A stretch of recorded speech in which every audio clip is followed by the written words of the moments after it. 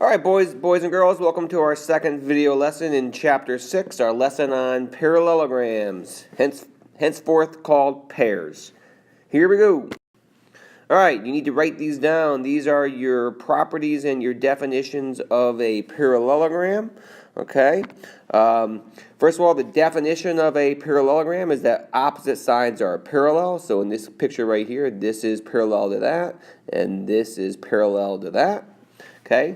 Number two, opposite sides are congruent. So this is going to be congruent. Let me get the pen here. This is congruent to that, and this is congruent to that. Opposite angles are congruent. So angle D right here, this is congruent to angle B, and this angle is going to be congruent to there. So A is congruent to C. Diagonals bisect each other, which means now this is congruent to that, and this is congruent to that because the diagonals cut each other in half. And last but not least, consecutive angles are sup, which means now if I take two angles, angle A is sup to D because they are consecutive. D is sup to C, C is sup to B, and B is sup to A. Remember, A is congruent to C, D is congruent to B, but A and D are sup, C and B are sup, etc. Okay? Okay, I don't think you have these in this slide in your note packet, but let's just kind of look at what the book says about these properties and a few other things. Again, just to review, a parallelogram is defined as having opposite sides pair. So we can actually have a shorthand here that parallelograms yield parallel op sides. Okay, looking at the other properties here, the first one here, if a quadrilateral is a parallelogram, then its opposite sides are congruent. We know that these sides are equal. The shorthand for that is right here. Opposite sides of a pair are congruent. I like to write that as parallelogram yields congruent op sides. Okay. The next one here is that a parallelogram has opposite angles congruent. These are congruent. So again, same thing, but just change this to angles. Consecutive angles are sup. Okay, so again, the same thing here. So parallelogram, we would. So again, I'm going to write that here as a parallelogram yields sup angles. Okay. This next one here, if a parallelogram has one right angle, then it has four congruent right angles. I mean, we don't use this one right now. We'll do that with rectangles. But if this is a right angle, then this is a right angle because they are congruent. And these two angles are going to be sup. So if this is a right angle, then this is a right angle, which is going to make this a right angle. So one right angle gives us all right angles. So the last two here. Just to remind us, if a quadrilateral is a parallelogram, then the diagonals bisect each other. And the book is drawn wrong here, but what we're saying here is that these two pieces are equal, these are equal, and these are equal. Our shorthand for that would be parallelograms yield diagonals bisect each other. And the last one, just, again, this is not something that we talk about, but if a quadrilateral is a parallelogram, then the diagonal will make two congruent triangles. So, all these properties are hard to mesmerize, but very quickly here, if you draw a quadrilateral and look carefully, everything that we know that is true also looks to be true. So if you need to draw a quadrilateral, you can.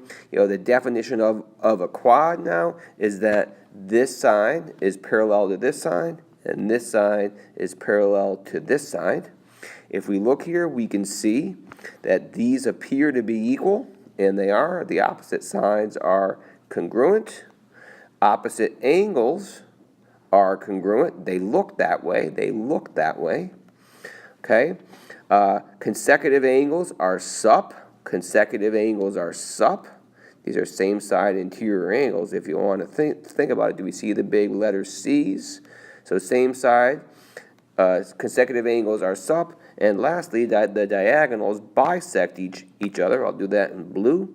So this diagonal and this diagonal, they bisect each other, which means this is congruent to that, and this is congruent to that. And if you look at that picture, it looks that way. So let's do some problems. In parallelogram ABCD, suppose the measure of angle A is 55. And again, I would suggest that you write things in as you know them. AB is 2.5. And BC is 1. Find each measure. Well, the measure of DC is going to equal AB because it's their opposite side, so it's 2.5. Measure of angle B is going to be sup to measure of angle A because they are consecutive angles, so it's 125 degrees, 180 minus 55.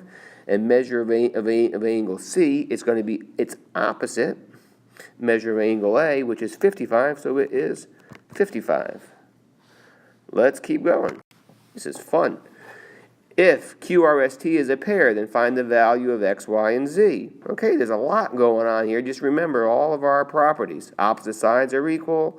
Opposite sides are pair. Consecutive angles are sup. Opposite angles are congruent. And diagonals bisect each other. So I'm just looking here for X. There's X. Well, I know now, do this in red, that this side is congruent to this side. So 5X is equal to 27. It doesn't come out nice, but I will let you do your own math to figure out what X is. I also now know that diagonals bisect each other, so I'll do that in blue. This is congruent to that, so I can write 2y minus 5 is equal to y plus 4. I can solve that for y.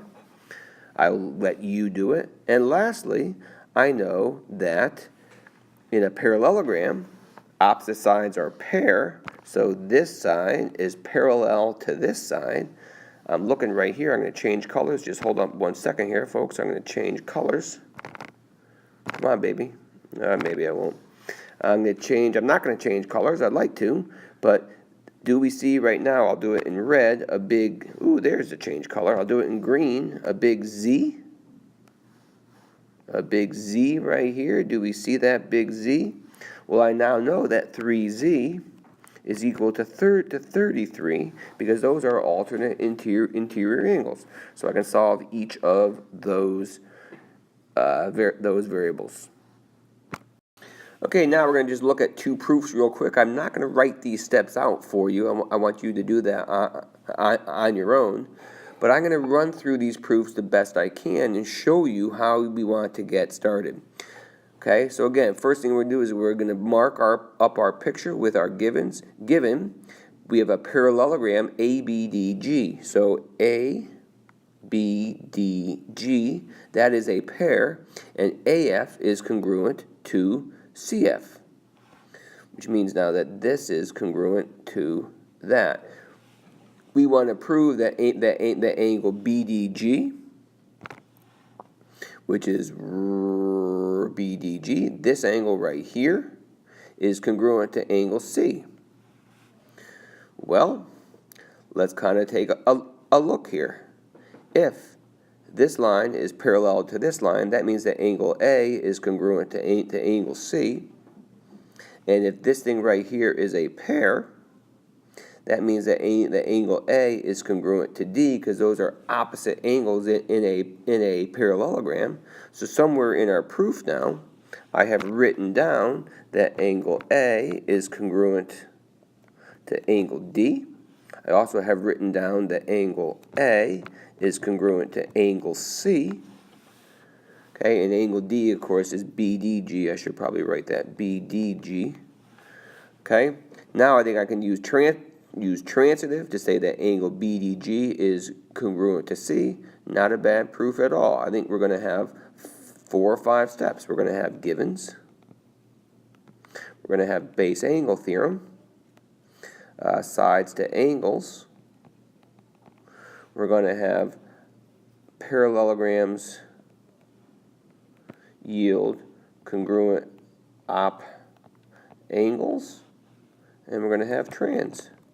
So you guys can write that out. All right, let's try the next proof real quick here. Given angle parallelogram HJKP, so this is a pair right here, and given a pair PQ PKMN PKLM right here in blue. Okay, I want to prove that HJ, this guy, is congruent to ML, this guy. Well, what do I know? I do know that HJ is congruent to PK because those are opposite sides of a pair. I also know that PK is congruent to ML because those are opposite sides of a pair. So it looks like I'm just going to quite simply have givens. I'm going to have parallelograms yield congruent op sides. And then I think lastly I'm going to have trans. All right, folks, you fill in the statements and have a great day.